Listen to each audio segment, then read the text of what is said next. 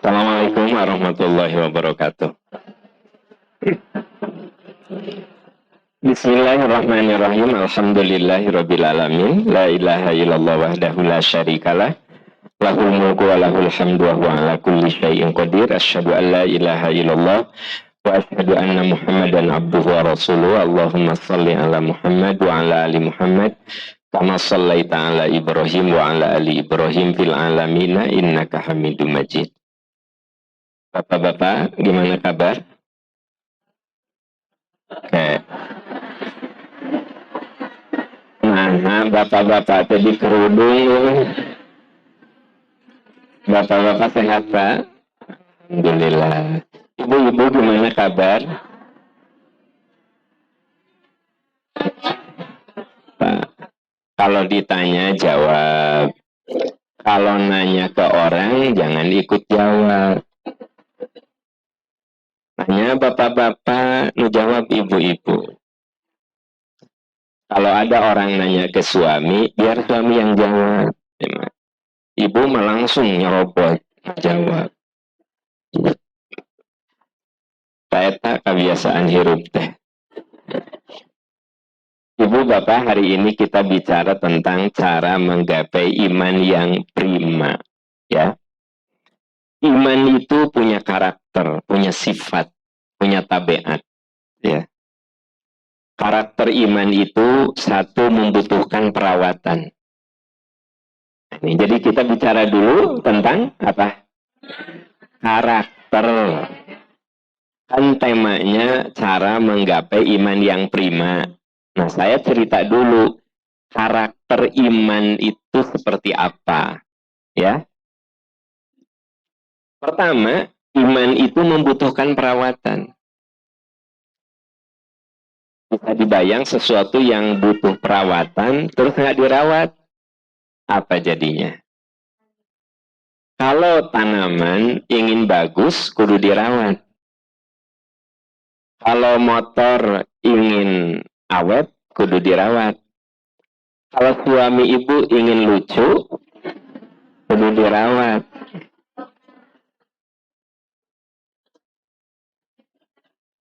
Ibu mengarawat diri sampai ibu kinclong. Di balik istri yang kinclong ada suami yang gosong. Hari ibu mah dirawat kulit teh, hari suami diantepkeun. Hari ibu kinclong, hari suami gosong. Gitu. Jadi yang namanya iman itu butuh perawatan. Ya. Nah, ini dijelaskan di dalam surat Ibrahim ayat 24-25. Iman mah, ya gimana sih kita punya pohon setiap saat berbuah, sok. Terus ada saat rindang gitu, ya. Bedalah duduk-duduk di bawah pohon yang rindang dengan di bawah kanopi. Jadi ibu ini seperti kanopi apa pohon? Alhamdulillah. Ya cek ibu pohon teh tadi teh bapak kanopi. Ieu teh kumaha ari cek suamina kanopi, ari cek istrina ngaku-ngaku pohon. Oh, abdi mah bukan istri si bapak, oke. Abdi mah bukan istri si bapak, oke. Oh, nggak ada suaminya ya. Oke, jadi Bu, bisa dipahami ayat itu?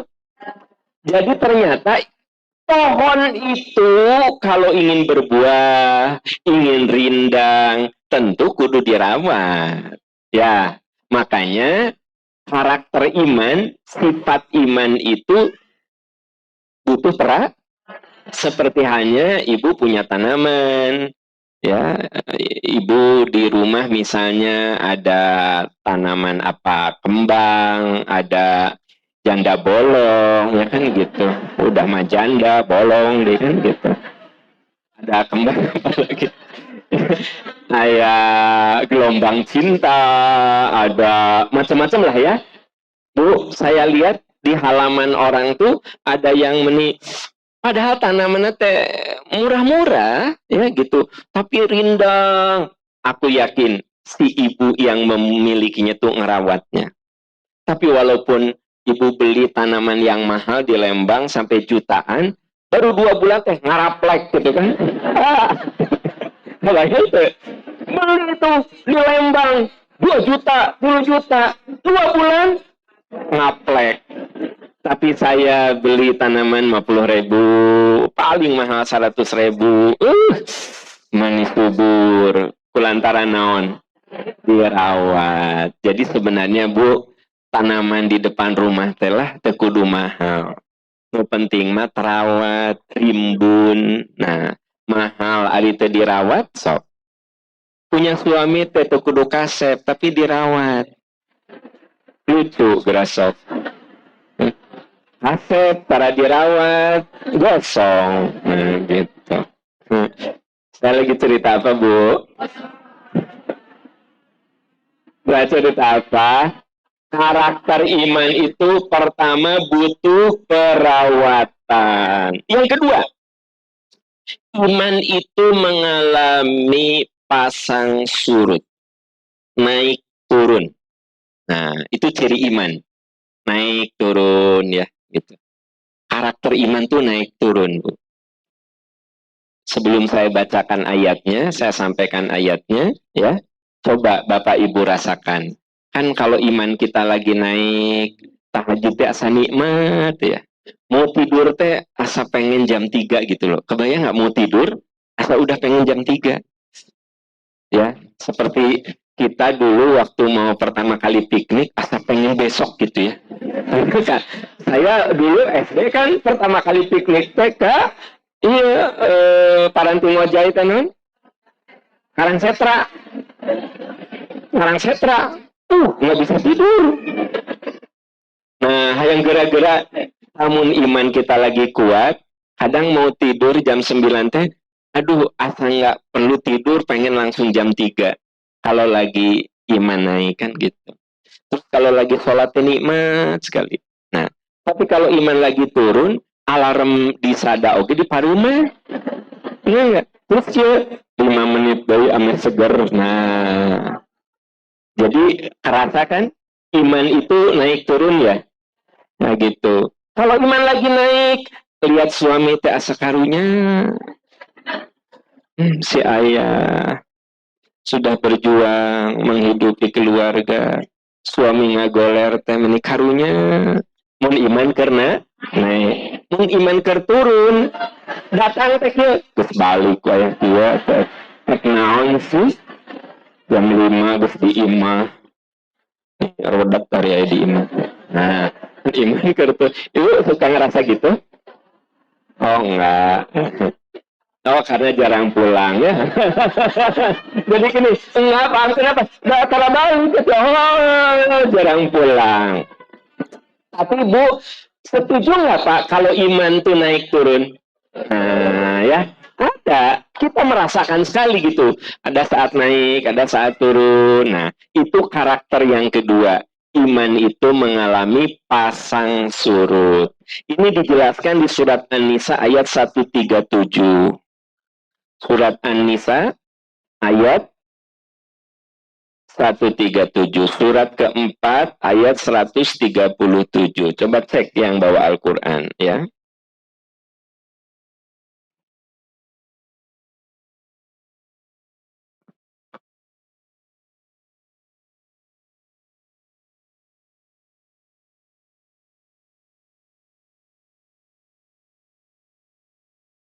Sudah. A'udzubillahi minasyaitonirrajim. Innalladzina amanu. Sesungguhnya orang yang beriman. Tsumma kafaru. Kufur. Iman, kufur. Bu, kufur itu tidak selamanya murtad ya. Maksudnya, makanya kata Nabi, siapa yang berbuat dosa, siapa yang mencuri, saat itu imannya nggak ada. Siapa yang berzina, saat itu imannya nggak ada. Bukan berarti jadi murtad, bukan.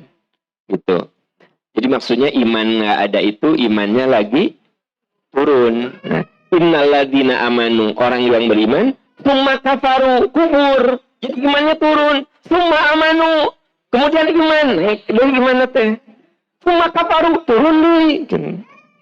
Summa zadu kufro. Ada orang yang makin hari imannya tuh bukan naik turun, turun terus. Lam yakunillahu liyaghfira lahum, na'udzubillah. Kalau turun, iman turun terus mati, Allah nggak akan mengampuni kesalahannya. Wala liyahdiyahum sabila, dan Allah tidak akan memberikan petunjuk lagi. Jadi gini Bu, Pak, menurut ayat itu, innalladzina amanu, kemudian kafaru, amanu, kafaru, terus izdada kufron, makin nyungsep, terus mati. Nauzubillah. Dia mati dalam keadaan iman lagi jatuh, ya. Nah, orang seperti itu tidak mungkin mendapat hidayah lagi dan tidak mungkin diselamatkan lagi. Makanya kita kudu berjuang menjaga iman yang prima karena dia naik turun. Gitu saja gitu, tak? Ya. Nah, sebenarnya naik turun itu sifat yang melekat pada iman. Yang tidak boleh itu makin turun terus. Kedahna kieu, Pak. Naik 6, turun hiji. Naik 7, turun 2. Naik 8, turun 2. Itu oke. Berarti dia namanya itu fluktuatif progresif. Makhluk macam apa itu? Jadi fluktuatif progresif itu naik, turun. Tapi jadi naik na 4, turun hiji. Naik lagi 5, turun 1. Naik lagi 7, turun 2. Tapi average kalau ditarik, semuanya apa? Naik. Itu namanya fluktuatif progresif. Ada lagi fluktuatif degradatif. Naik 2, turun genep. Naik 10, turun 8. Ya, naik 4, turun 8. Nah, nah, itu namanya fluktuatif degradatif, turun. Gitu. Jadi sebenarnya iman itu Pak naik turun tuh memang tabiatnya, karakternya Bu. Tapi gimana naik turun teh tetap dalam alur naik gitu loh. Ongkoh naik turun tapi naik. Liur kan? Liur. Naik turun naik. Jadi maksudnya walaupun turun, naiknya lebih tinggi dari turunnya. Ya, turun 2 tapi naik 6. Turun 3 tapi naik 8. Ya, turun 3 tapi naik 8, itu oke. Yang bahaya itu naik 2 turun 4, naik 3 turun 8. Nah, itu yang bahaya. Itu yang kata Al-Qur'an, sumazadu kufro. Turun-turun nyungsep. Nah, itu yang nauzubillah. Ya. Saya lagi cerita apa, Bu? Karakter iman nyungsep. Karakter saya lagi cerita apa Bu? Nyungsep. Nah, karakter iman. Jadi yang namanya iman itu satu, butuh perawatan. 2, mengalami fluktuasi, mengalami pasang surut. Nah, yang ketiga, iman bisa mengalami kerusakan atau kehancuran. Nah, ini nauzubillah. Jadi iman itu bisa hancur, Pak. Bisa rusak, ya, gitu. Bisa mengalami kerusakan, ya. Nah, ini karakter yang ketiga. Iman itu bisa rusak. Makanya jangan heran ada orang yang tadinya rajin ke masjid, jadi ninggalin masjid. Yang tadinya suka sholat, jadi ninggalin sholat. Yang tadinya dihijab, jadi lepas hijabnya. Nah, itu udah sampai titik rusak gitu loh. Ya.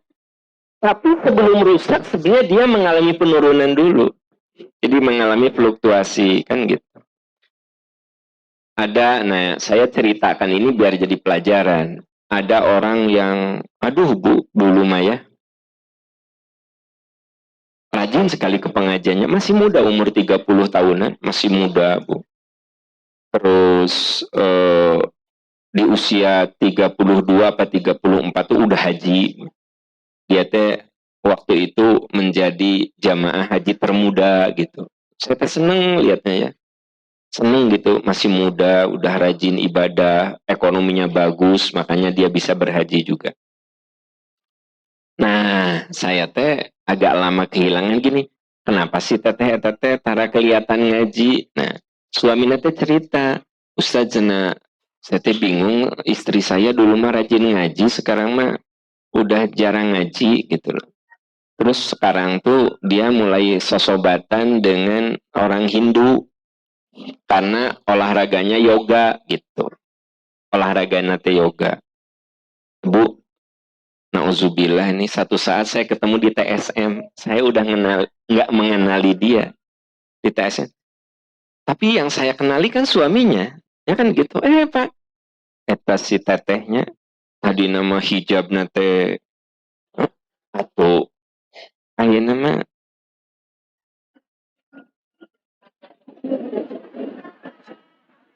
naon bu tank top hot pen mah iya hot you know hot pen you know pen tank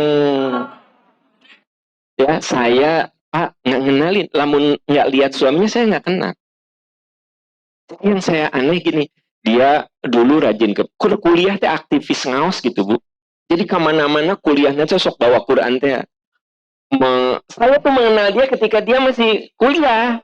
Dan dulu teh saya masih banyak waktu untuk ceramah di kampus gitu. Bahkan ketika dia nikah saya tuh khutbah nikahnya. Pokoknya saya teresep ningali budak eta teh sakitu solehna gitu loh. Solehahnya gitu. Saya pikir kenapa imannya bisa rusak. Nah ada loh bu, sampai bajunya lepas, ya suaminya teh mengeluh teh kadang aya nama tara sholat gitu ya. Bahkan anak nanti bilang gini, Bunda, kenapa Bunda pakainya kayak gitu? Diam aja istri saya teh ini nah yang curhat teh akhirnya suaminya.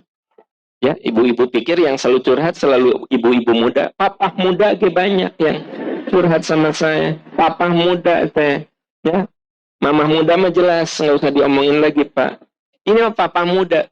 Hanya maksud saya gini, iya ya, matak di situ tuh kudu banyak minta sama Allah tuh orang yang menurut kita mah imannya kuat tuh bisa rusak. Bisa loh Pak. Jadi ternyata karakter iman itu bisa sampai rusak. Yang menyebabkan rusak itu biasanya karena betul-betul akhirnya diperbudak oleh dunia. Orang tuh kalau udah diperbudak dunia, Pak, ya imannya rusak gitu loh. Sekarang saya misalnya menjaga agar rezeki saya itu halal.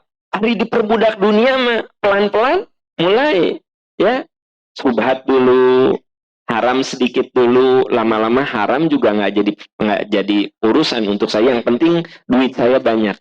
Orang itu kalau udah diperbudak dunia, jadi setan itu sudah menjadikan dunia itu jadi tujuannya. Wah itu bahaya. Makanya jangan heran. Orang kalau sudah diperbudak dunia mah rasa malunya ke hilang. Pak Bu, kalau masuk televisi karena korup itu pasti malu. Kan di kita mah senyum Pak. Sok itu. Ya. Jadi gladiator, jadi kayak orang hebat gitu. Kenapa coba? Diperbudak dunia itu rasa malu itu hilang. Orang kalau sudah diperbudak dunia hilang. Sok ningali nu bobogohan, hilang rasa malu nah. Di mall teh mau masuk lift, mending nggak mau lepas kieu asok. Malah kita yang lihatnya malu. Dia mah malu. Dah saya mah bisa ngebedain mana suami istri, mana nu bobogohan. Nu bobogohan mah cepong-cepong pakai nu suami istri. Sok teh heula atuh ya. Yang cewek di lantai 3. Ayah ke mana? Ayo ke dia sih. Itu pamajikan ya salaki ke istri ke dia, salaki ke dia. Istri di lantai 1, salaki di lantai hiji. Istri ke lantai hiji, salaki ke lantai 3. Kamu suami istri pasti. Tapi mau diperbudak dunia, cepong-cepong gitu. Sok Pak, di situ percaya banyak. Lamun di mall ayah wah gitu. Pasti bukan suami istri. Bukan. Lu bobogohan. Yang pacaran. Kenapa? Rasa malunya hilang. Imannya rusak. Diperbudak dunia, diperbudak hawa nafsu gitu loh. Makanya Al-haya'u minal iman. Malu itu bagian dari iman. Maksudnya apa? Orang beriman mau berbuat dosa teh malu gitu. Ya. Tapi kalau orang sudah diperbudak dunia, pelukan dengan yang bukan muhrim, udah nggak malu lagi gitu. Jadi itu yang disebut dengan iman itu bisa rusak saat diperbudak hawa nafsu, saat diperbudak oleh dunia. Oke. Surat Fatir ayat 5.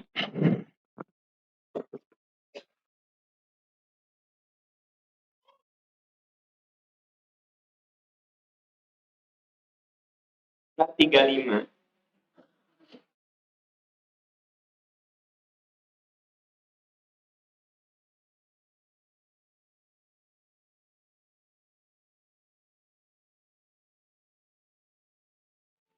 Surat Fatir, surat 35, ayat 5. Sudah ditemukan?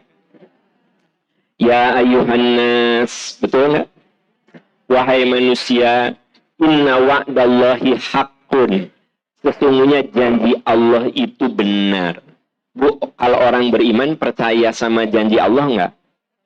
Percaya, yakin gitu. Kayak begini, kenapa Anda kalau ada rezeki berzakat, yakin zakat itu memberkahkan harta? Kudu yakin gitu. Sebab kalau lihat angka mah jadi kurang. Ya enggak? Saya punya uang 100.000, sedekah 20.000. Bertambah apa berkurang? Bertambah apa berkurang? Dalam hitungan matematika duniawi berkurang. Nah 100.000 dikeluarkan 20.000 ya berkurang. Tapi kalau pakai keimanan, nah kacamata iman menjadi tidak berkurang. 10 kali lipat manja abil hasanati falahu asyru amsalihha. Siapa yang mengeluarkan rezeki untuk sebuah kebaikan, Allah lipat gandakan 10 kali. Kalau dalam hitungan duniawi, ya 100.000, keluarkan 20.000, ya kurang lah. Tapi dalam hitungan matematika iman, nggak begitu. Saya berlipat duit saya. Tadinya 20.000, jadi 200.000 kali 10. Gitu. Jadi beda antara hitungan iman dan hitungan duniawi. Makanya, ya ayuhannas inna wa'dallahi haqqun. Wahai manusia, janji Allah itu benar. Nah, jadi kudu ada apa? Janji Allah itu benar, kudu apa? Yakin, ya. Fala taghurrannakumul hayatud dunya. Jangan sampai kamu diperbudak oleh dunia. Sampai imanmu rusak. Wala yaghurrannakum billahil ghurur. Jangan sampai kamu tertipu oleh dunia sampai imanmu rusak gitu. Jadi memang karakter iman itu satu, lihat catatan, butuh perawatan. Dua, mengalami pasang surut. 3, mengalami, nah, ibu bapak, itulah karakter iman, ya, gitu. Itu karakter iman. Kita harus paham betul dengan karakter keimanan itu supaya kita nanti bisa menjaganya. Kalau iman itu butuh perawatan, berarti kudu dirawat. Kalau iman itu naik turun, berarti kudu dijaga. Turunnya jangan drastis. Turun saya bilang boleh, tapi setelah itu kudu naik. Kalau iman itu bisa rusak, kita kudu waspada.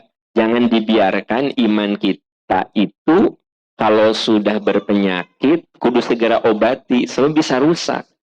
Kalau Bapak punya motor, sudah ada kekeletrekan, cepat bawa ke bengkel. Wah, iya mah gue, kalau lebih kalau berjata si mesin teh. Kan? Iya, jadi mau nanya, nanya kekeletrekan gitu. Nah, daripada rusak lebih besar, bawa ke bengkel. Ya, Bu, kalau ibu ayah roromehen, tahu Pak roromehen? Perpecahan di antara suku. Nah, Bu, ada retak dikit, cepet kasih krim. Jangan sampai mencewau, mencewau.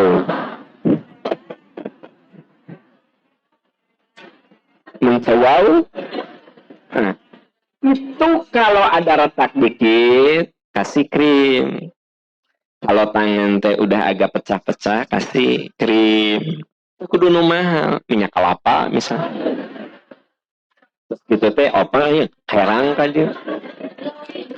Pokok nama apapun jangan dibiarkan sampai rusak. Sampai pokoknya ayam mesin cuci nu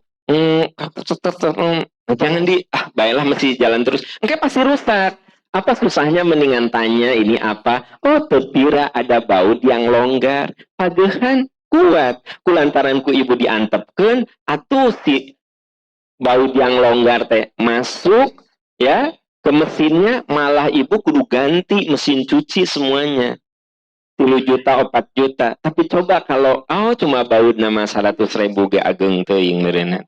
Aya oge nu di pagehan gitu Pak, sabaraha kumaha ibu nyatos dari kumaha ibu mah moal dipasihan. Kan gitu.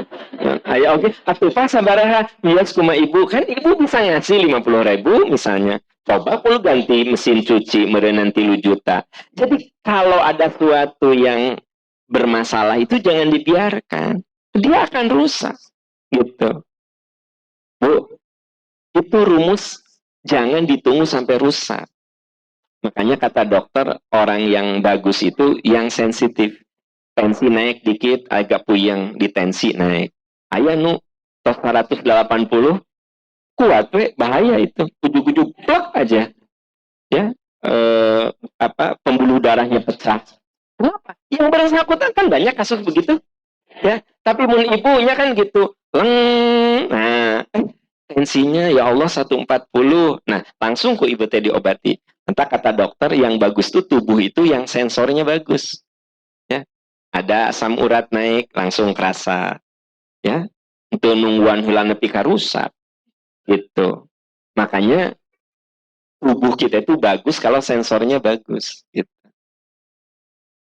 Jangan sampai iman kita itu udah jelas ada kerusakan, dibiarkan. Yang merusak iman itu apa? Tadi diomongkan terlalu cinta dunia diperbudak hawa nafsu. Asal tadi teh udah ya teh ya. Ya galak. Masalahnya itu ayatnya itu jelas sekali dibacakan ke orang tadi teh kumaha tuh. Jadi iman itu bisa rusak. Yang merusaknya itu kan ada ayat tadi yang mengatakan apa? Fala taghurrannakumul hayatud dunya.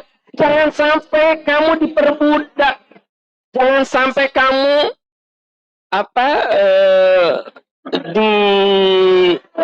dilupakan oleh dunia gitu. Lalu saya tanya, iman bisa rusak nggak? Dengan apa? Apa ya? Nanya tuh. Iman bisa rusak dengan apa ya? Apa ya? Set ayat mesti dibacakan, mesti tinggal dikasih catat. Pak, kalau jadi guru itu sebenarnya memang kudu sabar. Memang kudu sabar ya. Gitu. Jika aduh ya Allah. Saya mah barusan marah teh jangan retorika itu memang itu. Asli nama bae we itu bae. Ya bae we toh di kita meureun bawaan lahir gitu. Hilap DG-nya gitu. Boro-boro pelajaran ditanya suami, ari nama suami ibu siapa? Papa. Suami ibu siapa? Papa. Sahanya si Papa. Papa. Oh, Usep. Setelah 15, Usep. Papa. Ini gitu. Jadi Bu, iman itu punya karakter, harus dirawat. Mengalami pasang surut, bahkan mengalami kerusakan. Nah, sekarang baru kita bicara tentang apa Bu? Menjaga atau menggapai iman yang prima. Gimana cara menggapai iman yang prima? Nah, Yang pertama, justru iman yang prima itu digapai, didapatkan melalui tadabbur Quran. Apa, Bu? Quran. Tadabbur Quran. Saya tadi katakan bahwa iman itu kan butuh dirawat. Kenapa? Menggapai iman yang prima itu tadabbur Quran. Karena kalau saya umpamakan, iman itu seperti tanaman, dia kan butuh disiram, butuh dipupuk, ya. Nah, siraman pupukan itulah Al-Quran. Gitu loh, Bu. Ya. Nah, termasuk Al-Quran adalah taklim, karena di dalam taklim itu ada apa? Ada peringatan dari Quran. Nah, kalau kita ingin punya iman prima, tadabbur Quran dan majelis taklim itu sudah menyatu. Tadabbur Quran dan majelis taklim. Ya. Ibu bapak sekarang lagi apa? Lagi apa? Menggapai iman yang prima melalui majelis taklim dan tadabbur. Coba berapa ayat yang sudah saya sampaikan pada Anda itu kan tadabbur. Ya, surat Ibrahim lah, surat An-Salah, itu kan tadabbur.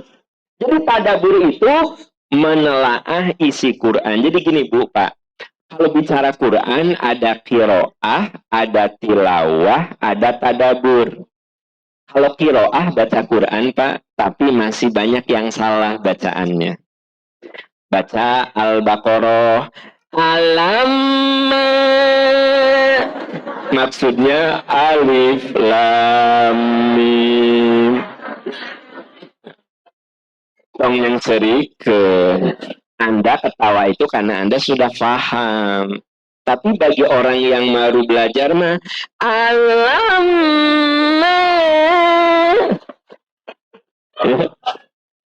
Iya. Ayo baca, Pak. Aro. Maksudnya alif lam ro. Ayo baca Bu. Yasa.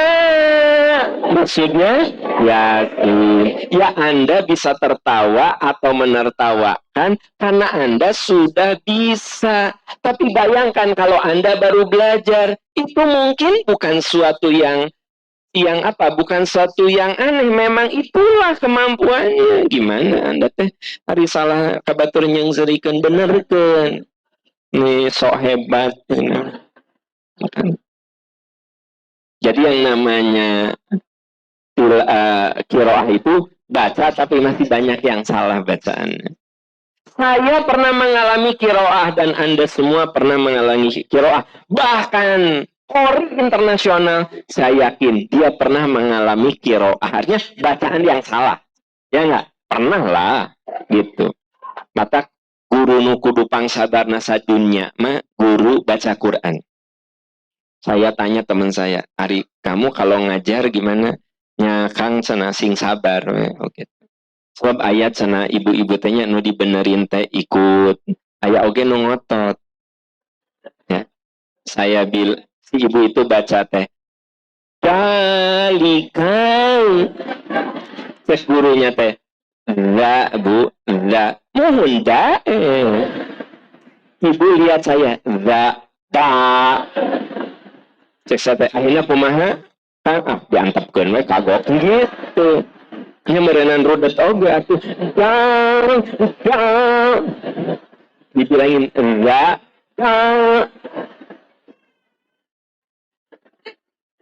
Nah itu namanya apa? Bu, Bapak, alhamdulillah Nabi itu sayang sama kita. Walladzi yaqra'uhu. Orang yang baca Quran tahap qiraah banyak yang salah. Ya tata itu terbata-bata, tergagap-gagap. Pak palahu ajron. Baginya 2 pahala. Pahalanya 2, nu tergagap-gagap teh. Karena Allah tahu dia lagi belajar. Gitu. Kan ariku Anda mah disenserikan kan? Ku Allah mah dihargaan. Eta maha rahmatna Allah dibanding jeung anda. Aya nu baca alam benerkeun. Teteh sanes alama alif lam mim gitu.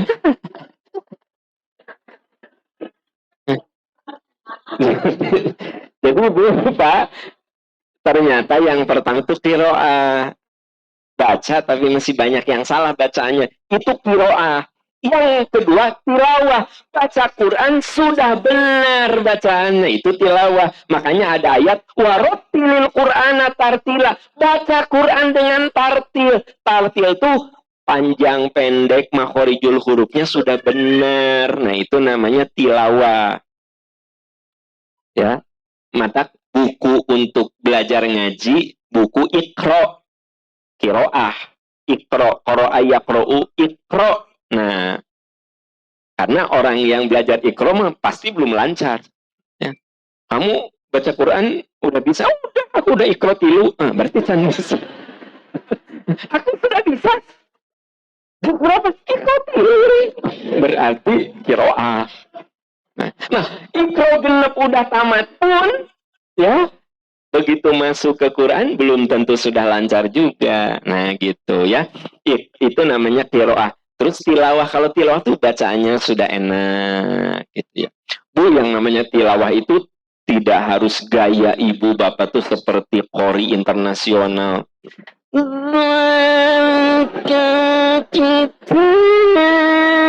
Tidak harus begitu. Ya, ya tidak harus begitu. Anda ambil Quran. Oh.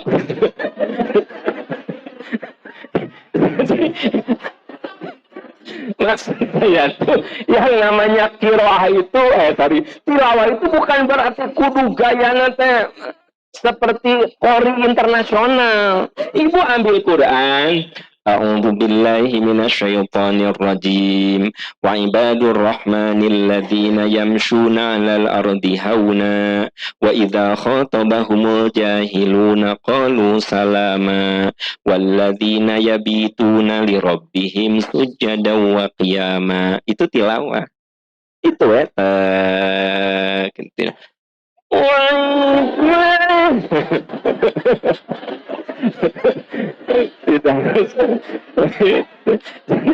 Nggak bisa gitu ya kan, suami ibu teh macana kayak tadi ya kan, misalnya wa ibadur atau tabarakalladzi biyadihil mulku wa huwa ala kulli syai'in qadir alladzi khalaqal mauta wal aima. Ayo tilawah dong. Tilawah. Tidak harus tilawah. Nah, kalau tadabur mah lebih kepada pemaknaan. Seperti yang saya tadi jelaskan itu tadabur. Saya bilang misalnya, karakter iman. Iman itu butuh perawatan. Surat Ibrahim 24-25 dibahas, itu namanya tadabur.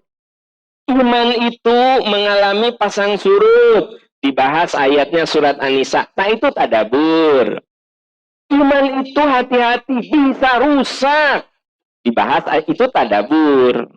Jadi yang namanya iman itu akan mengalami kehandalan, kekuatan, akan prima itu melalui tadabur Quran. Ya, begitu. Tadabur itu termasuk di dalamnya majelis taklim.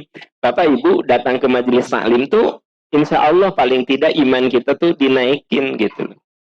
Ataupun rada turun tadi dan nggak naik lagi gitu. Ya majelis taklim kayak begini tuh. Nah seberapa yang kita dapatkan ya tergantung kepada kesungguhan, keikhlasan ya gitu.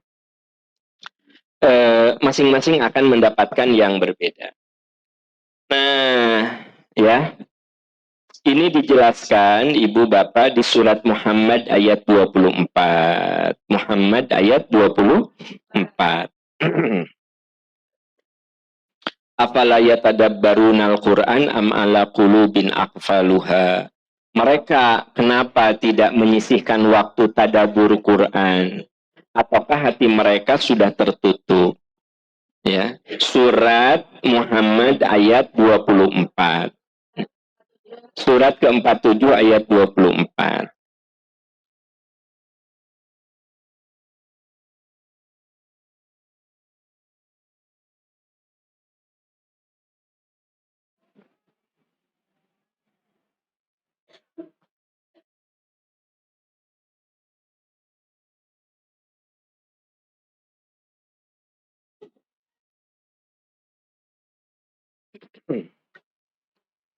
Oke, Ibu Bapak, jadi supaya iman kita prima, sisihkan waktu tadabbur Quran, sisihkan waktu hadir dalam majelis taklim, ya gitu.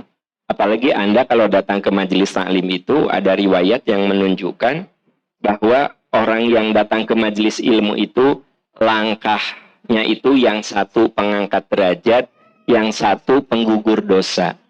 Jadi kalau saya umpamakan nih, saya jalan dari rumah ke sini ya. Yang pertama pengangkat derajat, penghapus dosa, pengangkat derajat, penghapus dosa. Maka kalau ke majelis taklim tuh kudu selalu semangat, sebab langkah kita itu yang satu penggugur dosa, yang satu pengangkat derajat di sisi Allah. Ya. Jadi kudu semangat, rajin. Wong sok pilih-pilih ustad.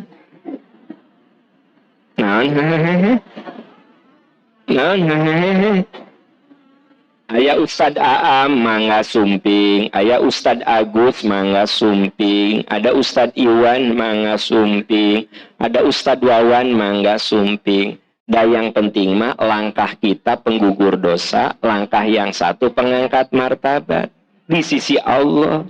Ya. Siapa ustadznya saha we? Kan kelakuan Anda mah gitu, sok pilih-pilih ustad.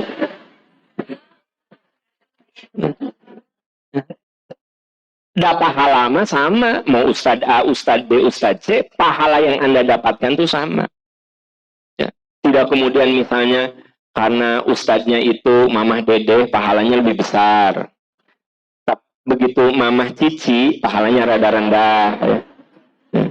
Terus Mamah Ica, sama pahalanya leutik pisan, gitu. Ya.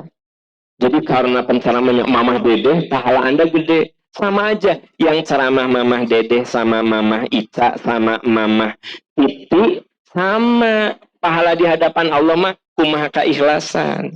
Jadi penyakit jamaah tuh sok pilih-pilih ustaz, eta masalahnya. Kalau menurut saya mah, mata saya mah udah lebih mengagumi ustadz rutin setempat. Kenapa coba? Saya kesini Pak DKM setahun seberapa kali? Kan belum tentu setahun sekali. Katanya malam-malam saya pernah kesini ketika masjidnya belum bagus. Ya, coba. Apa saya gitu loh. Tapi ustadz yang rutin di sini, yang seminggu sekali misalnya ngajar tafsir, ngajar hadis, beliau itu yang lebih hebat daripada saya. Apa Aam Amiruddin? Nothing. Karena apa? Setahun sekali gente. Tapi ustadz yang rutin, jadi ayah pengawasan rutin. Nah, misalnya ada ustadz rutin di sini, beliau itu lebih hebat dari saya. Kenapa? Beliau itu detil gitu. Kan saya mah, Anda salah nulis ke diantepkan ku saya. Ini kudu malik sahiji-hiji, rudet embung orangnya. Gitu kudu malik catatan hiji-hiji, ayo mana catatannya? Ayo, embung. Tapi mau ustad rutin, ayo Bu baca, lepat Bu ulangi lagi. Ayo Bu baca, saya nyuruh baca, terus Anda salah, kurang kudu dibenerin, beak waktu orang ngomong. Nah, kudu nguruskan salario gitu. Nah, maksud saya, ustad yang rutin itu bagi saya lebih hebat daripada saya. Saya ini nothing apa, Aam Amiruddin yang datang setahun sekali ge enggak, 2 tahun sekali ge enggak. Ya enggak. Tapi Anda kadang-kadang gitu ta.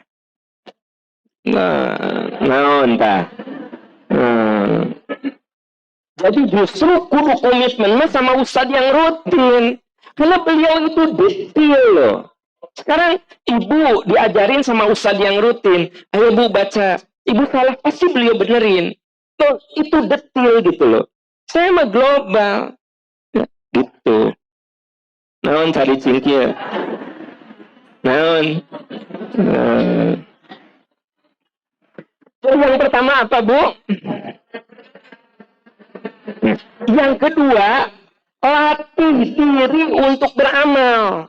Ini cara meraih iman yang prima.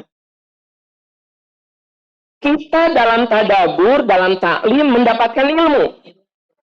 Itu ada di memori kita. Itu harus diwujudkan dalam tataran amal. Kalau dalam majelis taklim kita mendengar ayat wa minal laili fatahajjad bihi nafilatan laka asa ayyab'atsaka rabbuka maqaman mahmuda, dan di antara sebagian malam bangunlah kamu, tahajudlah kamu, nanti Allah akan memberikan kedudukan yang mulia di hadapan Allah akan memberikan kedudukan yang mulia pada kamu. Itu di dalam taklim. Nextnya diamalkan, latih diri untuk beramal. Bagi ibu bapak yang belum biasa bangun jam 3, ya mulai saja jam 4. Ya, nanti pundurin lagi jam 4 kurang saparapat, pundurin lagi dari jam 3:30, sampai Anda di jam 3 tuh manteng, konsisten. Nah, itu tuh butuh latihan, butuh pembiasaan.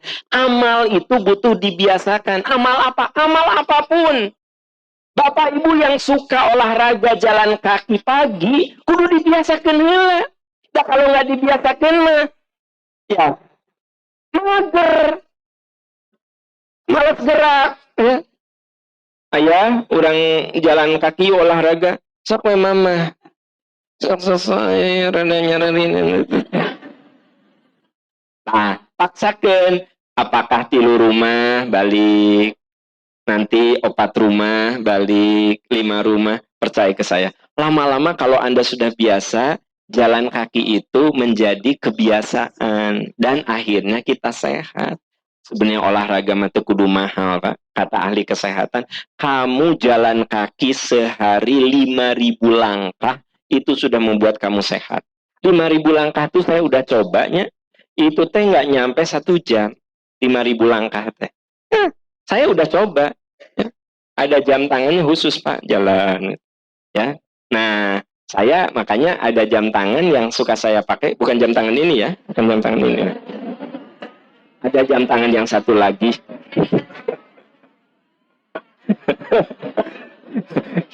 Nah, jadi sehari saya jalan kaki itu kehitung. Saya itu, nah, kenapa saya senang ceramah berdiri begini? Itu tuh sama dengan jalan kaki. Itu Bu. Saya ya kalau pakai jam yang satu lagi, kalau habis ceramah itu saya kadang-kadang 1,5 jam saya ceramah gini, itu tadi hitungnya sama dengan jalan kaki sampai 4.000 langkah. Ya, jabat ceramah, jabat saya olahraga 4.000 langkah. Jadi kewajiban saya melangkah 5.000 itu sudah terpenuhi dengan 1 kali ceramah. Gitu. 2 kali ceramah 6.000. 3 kali ceramah 8.000. Sok olahraga ngajakin 8.000, Korea. Artinya segala sesuatu kudu dibiasakan, dilatih, Bu, dilatih. Sok apapun kudu dilatih. Manusia itu kan makhluk yang harus dilatih, ya. Baca Quran lancar, kudu latihan, terus latihan, ya. Ada nggak di sini yang baru ikut senam? Pasti gerakan nanti kikiannya ngungkul kalau baru masuk senam mah. Struktur gerakan kayak apapun mana ya, ya nggak apa-apa Bu. Nah, nanti ada gerakan apalagi lama-lama kalau 5 bulan 6 bulan mah udah bisa persis kayak instruktur. Tapi pertama kali ikut mah saya tahu kikiana jadi kayak senam pagi. Temen nama gus usaha asli bagus. Wah, segala kan dia mah kieu bae orang mah kikiana bae kumaha maneh orang mah kieu kan gitu. Jadi saya lagi cerita, manusia mah makhluk yang kudu dilatih. Dilatih, Pak. Dibiasakan apapun. Ibu-ibu kalau mau ngasih anak kalau ibu nyuruh makan sayur sama anak, kudu dilatih dari mulai segede gini. Dikasih sayur. Sehingga nanti kalau nggak ada sayur, Mama kok nggak ada sayur gitu. Kan kesalahan ibu-ibu zaman ayeuna mah Pak. Ari udah SMP, SMA makan sayur nah biar kulit bagus, biar sehat. Ari ibu timimiti TK, playgroup SD di gederna ku chicken nugget. Chicken nugget, sosis, enog, bakso, chicken nugget, sosis, goreng terus ya. Tiap sarapan chicken nugget, tiap sarapan sosis, tiap sarapan goreng enog, terus every morning terus gitu. Tiba-tiba pas SMA, nah yang bagus mah sayur. Sayur. Nih, kalau kulit ingin bagus, ingin shine bright, banyak makan sayur, banyak makan buah, nah. Budak teh, halo, apa kabar? Gue dikasih makan 15 tahun ku enog, sama ku sosis, sama ku chicken wing, sama chicken nugget. Terus tiba-tiba pas SMA, sayur, nah, halo. Kudu dilatih, ya kan dilatih, gitu. Jadi alhamdulillah anak-anak saya semuanya seneng buah apapun. Karena memang bapaknya kan resep buah. Iya. Nih anak nih, set potong-potong, ayo makan sama ayah, makan sama papa, set gitu. Sekarang buah kayak apapun di meja makan, anak mau. Dari kecil. Terus saya doktrinnya apa? Kalau kulit ingin bagus, kalau ingin bercahaya, makan buah, makan sayur. Ya, sok percaya ke papa, percaya, ya, gitu. Anak percaya, kan lihat apa ya, ibu bapaknya gitu. Hari ibu bapaknya tara kana sayur, tara kana buah, ya, gawe seblak atuh. Gawe seblak, batagor, tiba-tiba ayo nah, makan sayur nah. Naon sih? Jadi manusia mah kudu dilatih. Makanya iman itu prima, wakuli malu. Amal kamu, latih gitu loh. Bapak, kalau kita belum biasa rawatib, sok sekali-kali we rawatib. Duhur 2 rakaat. Besoknya rawatib. Lama-lama kalau nggak rawatib teh nggak enak. Ada nggak di sini rata-rata kan kalau nggak rawatib nggak enak ya? Tapi ada juga mau rawatib saya sebebel. Iya. Karena apa? Karena belum biasa, benar nggak? Iya. Belum biasa, Pak. Ternyata manusia itu makhluk yang harus dilatih, dibiasakan. Saya kalau tidur kalau nggak bisa tidur secapek apapun kalau belum gosok gigi. Nggak bisa. Kenapa? Dari kecil, dari segede gini, ibu saya suka mengatakan, gosok gigi heula, ameh waosna sae. Di biar gigi teh bagus, rapi, itu barolong, koropok. Gosok gigi, saya gigi. Jadi saya teh dari kecil udah dibiasakan gosok gigi, cuci kaki, gosok gigi, cuci kaki. Ayeuna Pak, kalau saya tidur tidak gosok gigi, saya nggak bisa tidur. Maka kalau di pesawat nih, pesawat malam nih, ya, itu saya dikasih makan kan di pesawat, pasti saya gosok gigi dulu, baru bisa tidur. Yang saya nggak ngerti itu ada orang-orang yang udah makan mie tek-tek gosok gigi. Boleh dia cabai di dia apel, saledri di dia, ya, bawang di dia Pak. Kok bisa bobo ya? Kenapa bisa tidur? Karena dia sudah terbiasa begitu. Ya jujur saya kalau udah mau tidur gitu, kalau nggak gosok gigi saya nggak bisa tidur.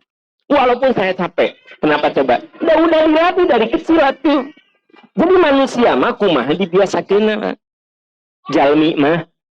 Nah, sekarang kebayang sama Anda. Kalau dibiasakan rutin ibadah, makanya Nabi mengatakan muru auladakum bis shalah. Bawa anak-anakmu sholat gitu loh. Ada ibu-ibu kalau sholatnya si anaknya dititipkan ke tetangga. Puntennya, cece, abdi bade sholat, nitip. Dia sholat sendirian. Kenapa? Karena dianggap anak itu sok ngeganggu. Jangan begitu, Bu. Biarkan dia sholat. Walaupun ngeganggu ibu-ibu baru sholat, takbir. Dia di depan ibu gini. Mama, mana? Sholat. Jangan, apa? Itu. Sholat. Nah, nanti ketika Ibu ruku, mana teh nggak goler. Ya, kita, Bu, udah, ibu pindah ke sebelah sini. Maka kalau sama anak teh latih. Nih, sajadah dede ya. Nih, ini sajadah kakak. Ini sajadah mama. Ada saat budak teh ka urang ngagoler ke ditu. Urang pindah ke dia.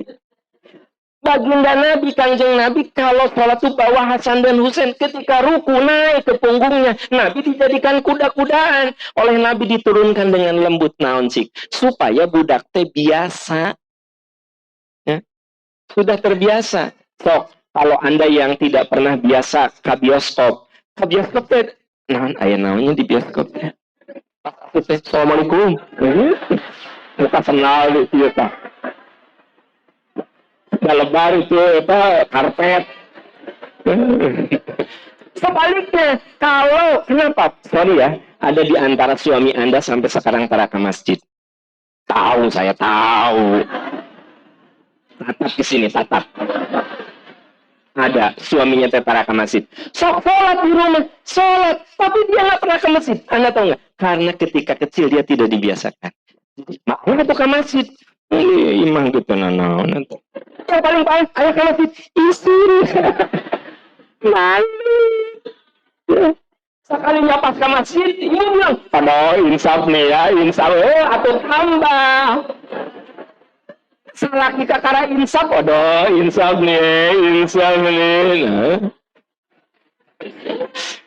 Jadi sebenarnya kenapa suami ibu di antara suami Anda ada yang sholat, tapi ke masjid? Anda tahu nggak? Karena dia tidak terbiasa. Itu bukan tidak pernah sholat, yang suami Anda rajin sholat, bahkan mungkin rajin tahajud, tapi hanya suami aku teh ke masjid. Aku yakini jawabannya karena dia tidak dibiasakan dari kecil.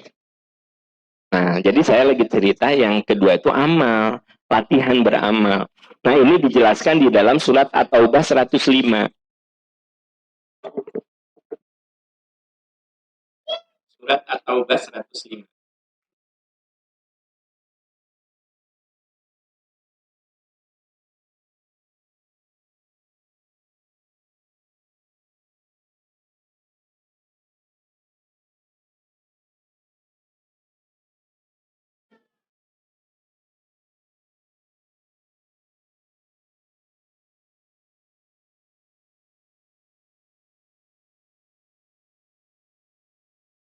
Sudah ditentukan? Wa qul i'malu, ada? Katakan, malu, beramallah kamu, bekerjalah kamu, berbuatlah kamu. Allah, Rasulnya, serta orang-orang mukmin akan melihat pekerjaanmu, akan melihat amalmu, akan melihat perbuatanmu, dan kamu akan dikembalikan kepada Allah yang mengetahui yang gaib dan yang nyata. Sok beramal, nanti juga ujung-ujungnya kamu bakal pulang kepada Allah. Kita beramal, Pak. Nih, andaikan masjid ini bisa bicara, saya yakin ada orang yang pernah duduk di sini sekarang sudah almarhum.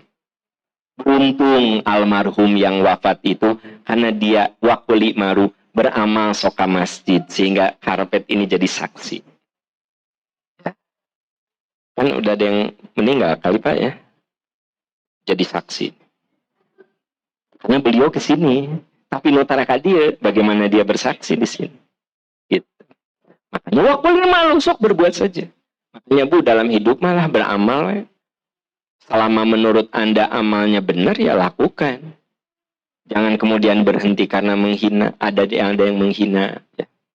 Teteh kemana? Kapangaosan. Ada yang resep. Kapangaosan. Alhamdulillah. Ada juga ngaji kalakuan terobah. Ayah kan? Ngaji kalah. Jawabnya apa? Ngaji wae terobah komoditi ngaji. Gitu jawabnya. Ya kan?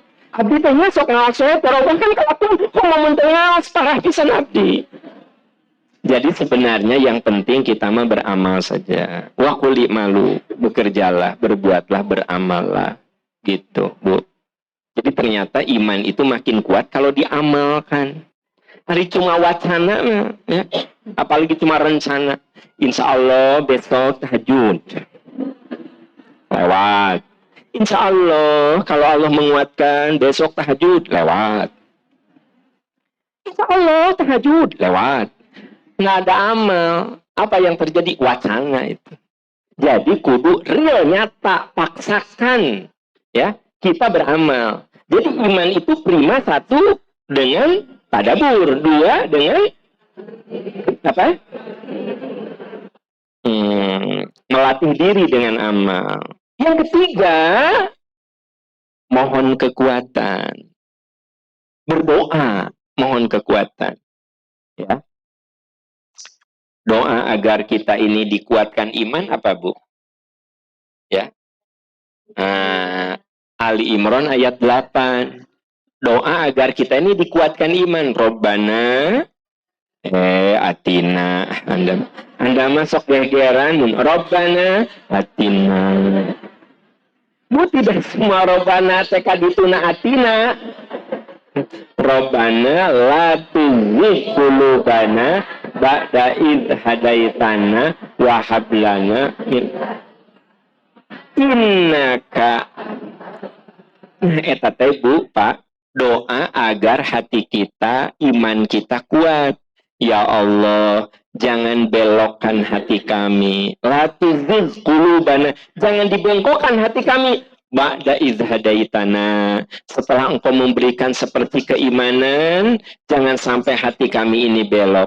Wa hablana, berikan kepada kami rahmat, cinta kasih dari sisimu, sesungguhnya Engkau maha pemberi kasih sayang. Bu, sebenarnya doa agar diberi hidayah itu banyak, ya. Saya nulis buku judulnya Mukjizat Doa dan Zikir. Ini bukan iklan, cuma ngasih tahu aja gitu ya. Jadi maksudnya saya tulis di situ doa agar kita dibimbing dengan hidayah di buku itu. Nah, bukan hanya satu, ada beberapa doa, ada beberapa teknik.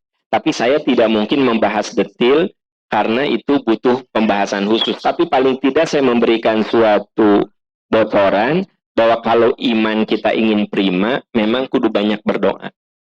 Banyak berdoa. Kenapa? Karena Allah yang membolak-balikan hati. Makanya kalau ada orang yang seperti benci sama Islam, doakan. Boleh jadi dengan kuasa Allah dia menjadi pembela Islam. Ya, seperti Umar bin Khattab. Benci banget sama Islam. Bahkan dia merencanakan mau membunuh Rasul. Tapi mampir dulu ke rumah adiknya. Begitu nyampe ke rumah adiknya sedang baca Quran. Kata Umar, kamu baca syair. Apa itu? Ya. Adiknya mengatakan ini bukan syair, ini yang diajarkan oleh Muhammad Sallallahu Alaihi Wasallam. Apa kata Umar? Pertemukan saya dengan dia. Tadinya kan awalnya mau membunuh, menjegal lehernya, membegal lehernya, tapi kemudian dengan kuasa Allah dia malah masuk Islam. Jadi Bu, kalau ada orang yang kelihatannya benci sama Islam, atau orang yang ngomongnya itu nyelekit, Bu, doakan. Damunku Allah dibalikan hati nama. Jika ibu kan dulu bunuh pisan kasalakin ayeuna teh. Keur kuliah, amit-amit, not my style, dah. Not my style, dah. Ayeuna mah kamana-mana ya, tata. Ari dulu mah not my style, sambil nyiduh. Waktu ukur kuliah, saya salam, not style.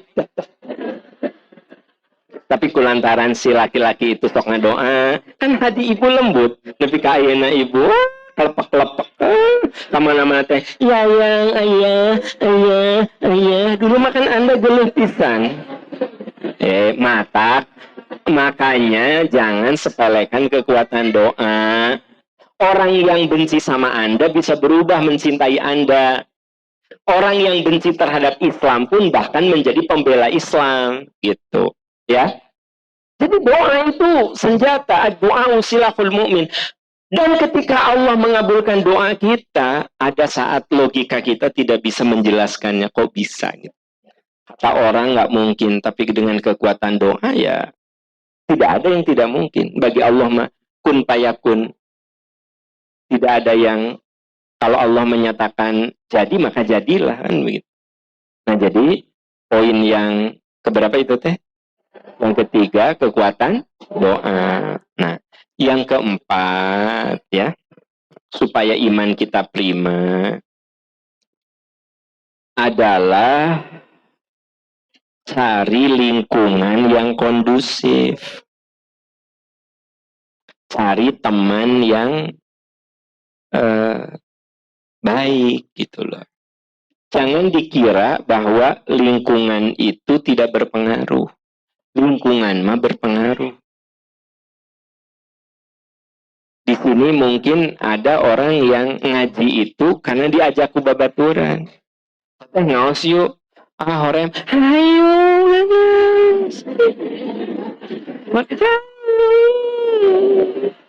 Dijemput.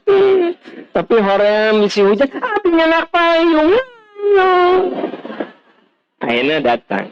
Ya. Itu ke temen kan? Ada juga orang yang datang. Bade ke mana? Bade kapang ngaosan. Iya aku ngaos mah sering. Jeung abdi ngabaso. Bade sih enak ya baso.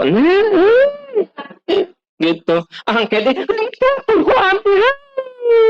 Enak belok ke tukang baso. Jadi enggak, saya ingin cerita. Jangan disepelekan teman. Jangan. Ya. Jangan. Kenapa? Karena begitu teman Anda salah, nah Anda dibawa pada keburukan. Tapi begitu teman Anda baik, soleh, dibawa kepada kesoleh. Ada jamaah yang cerita, Ustadz saya tadinya di Jakarta. Suami saya tugasnya di Bandung. Aduh, saya sekarang harus suami tugas lagi ke luar Bandung. Sampai saya bilang, ayah, ridho nggak ya kalau mama di sini? Kenapa? Aku teh seneng di Bandung teh banyak sekali pengajiannya. Terus aku punya tetangga, Sohi Besti, you know Besti. Nah, aku punya Besti ya. Dia itu kemana pergi ngaji pasti aku diajak gitu. Rasanya kalau aku harus ke tempat yang sekarang ayah kerja, aduh gimana? Ternyata yang membuat dia berat karena Besti belum tentu sebagus yang di Bandung. Ya. Karena dia pernah merasakan waktu di Jakarta mah biasa we, bahkan kadang-kadang tarang ngaji, tapi begitu di Bandung nah dengan si Besti ini ya. Besti itu naon? Ngaranna teh Ibu Besti. Hari naon, hari Ibu naon gitu Besti. Ngarannya teh Ibu Hajah Bestiana. Ibu Hajah Bestiana. Panggilannya Besti. Ayah tuh, gue mah yang ngaran Besti itu ayah. Tinggal itu di Palurahaya tulisan asuk Besti ayah keluar. Nah, jadi karena punya teman namanya Besti dan selalu membawa kepada kebaikan, jadi dia tuh berat ninggalin kota Bandung bukan karena kulinernya, bukan karena cuacanya, karena pertemanannya gitu loh. Ibu Besti, siapa nama aslinya? Hajah Bestiana. Hajah Bestiana. Panggilannya Ibu Besti.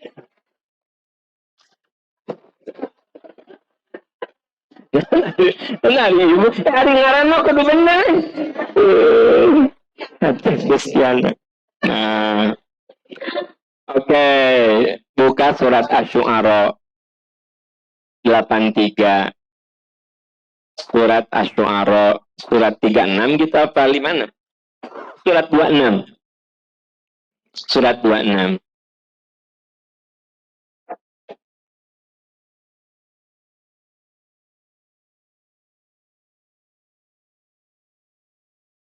Rabbi habli hukman wa alhiqni bis-sholihin. Beri saya hikmah, beri saya ilmu, dekatkan saya dengan orang soleh. Kenapa? Karena teman yang soleh itu bisa membuat kita menjadi soleh. Ya, gitu. Bu, ini ada penelitian. Perbuatan-perbuatan buruk itu rata-rata dari pertemanan.